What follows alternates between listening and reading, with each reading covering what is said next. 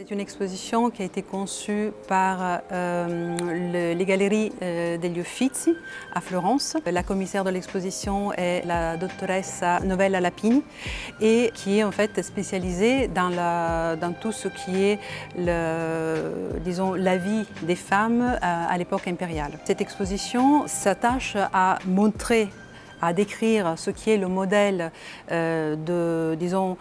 idéal de femme dans le monde romain, décrivant les éléments qui caractérisent une matrona, donc une femme qui est la bonne épouse, la bonne mère de famille, et aussi l'évolution que cette image, que cette figure a connue, notamment à partir de l'époque d'Auguste, où les femmes, tout d'abord, les femmes de la famille impériale commencent à être montrées dans l'espace public, puisqu'en effet, la matrone à l'époque républicaine, c'est la femme, l'épouse et la mère de famille qui doit rester à la maison, qui s'occupe des affaires de la maison, dont notamment tout ce qui est la laine, la filature de la laine, le tissage, etc.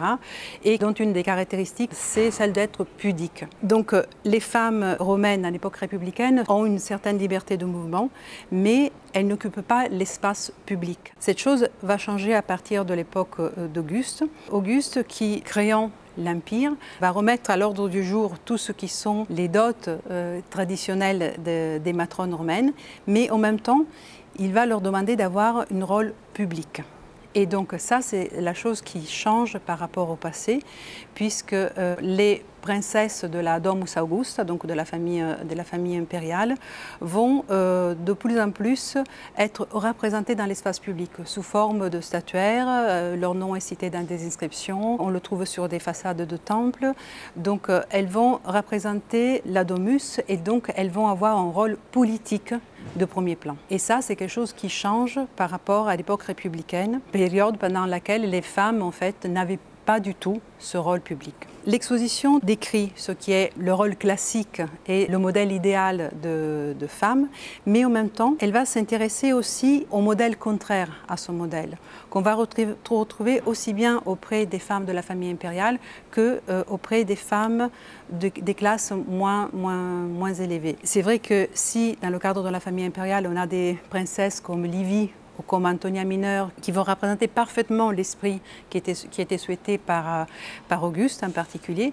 On a aussi d'autres femmes, comme par exemple Julie, la fille d'Auguste, et Agrippine majeure et mineure, qui font partie toujours de la dynastie jolo-claudienne, qui vont plutôt être frappées par les accuses qui sont considérées comme les accuses traditionnelles qu'on adresse aux femmes qui ne rentrent pas dans le modèle. On les accusait généralement d'adultère et aussi d'être des empoisonneuses. Et donc ça, c'est quelque chose qu'on retrouve au plus haut niveau de l'État, mais aussi dans les classes moins élevées. Comment Novella Lapini s'est attaquée à essayer de connaître mieux ce qu'était la vie de tous les jours des femmes des classes moins aisées?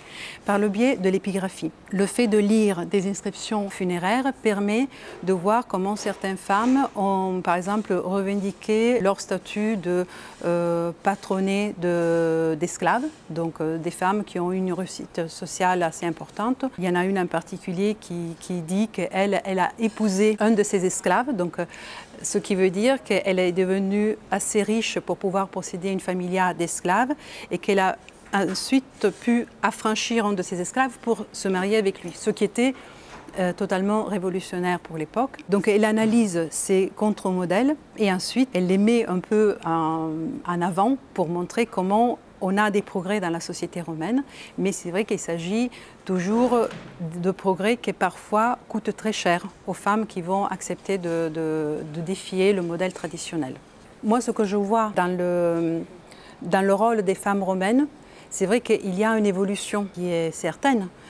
Mais là, peut-être on va pas pouvoir entrer dans ce détail, mais par exemple, sur le plan juridique, il y a en fait une émancipation qui est réelle dans les faits, mais c'est vrai que sur le plan juridique, il reste toujours quand même des freins. C'est vrai qu'il y a des femmes qui vont pouvoir être prêtresses du culte impérial, qui vont être flaminiques, qui vont être évergètes ou patronnées de cité, mais disons qu'elles sont toujours quand même rattachées à leur rôle, en fait, qui est considéré comme leur rôle essentiel d'épouse et de mère.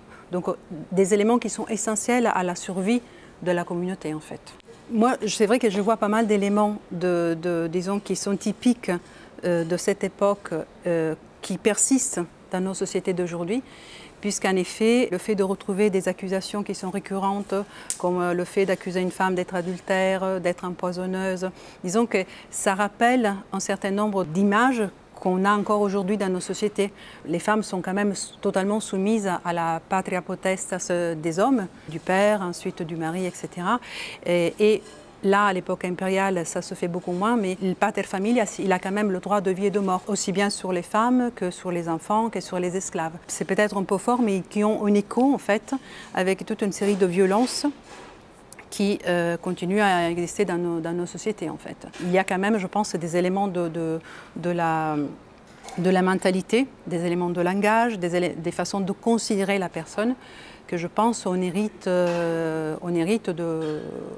du monde antique quand même, qui après ont traversé le Moyen-Âge, il y a d'autres, voilà, il y a la culture judéo-chrétienne qui est venue par là, mais disons qu'il y a quand même, quand on lit certains auteurs anciens, c'est quand même frappant de voir comment, voilà, disons que tout simplement l'expression « le sexe faible » vient du fait que, pour les juristes, en fait, le fait que la femme soit, pendant toute sa vie, obligée d'être sous tutelle, c'est par ce qu'ils appellent « imbecilitas anime ».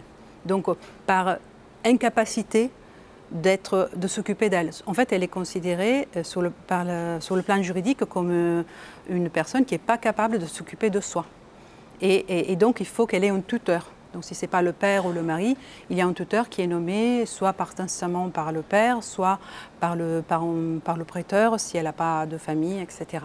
Donc, c'est vrai qu'il y a, même dans le langage, toute une série de choses qui nous viennent, je pense, de cette vision assez misogyne, en fait. Moi, j'ai toujours peur de faire des anachronismes, mais disons qu'il y a des éléments de la pensée qui se rassemblent vraiment beaucoup.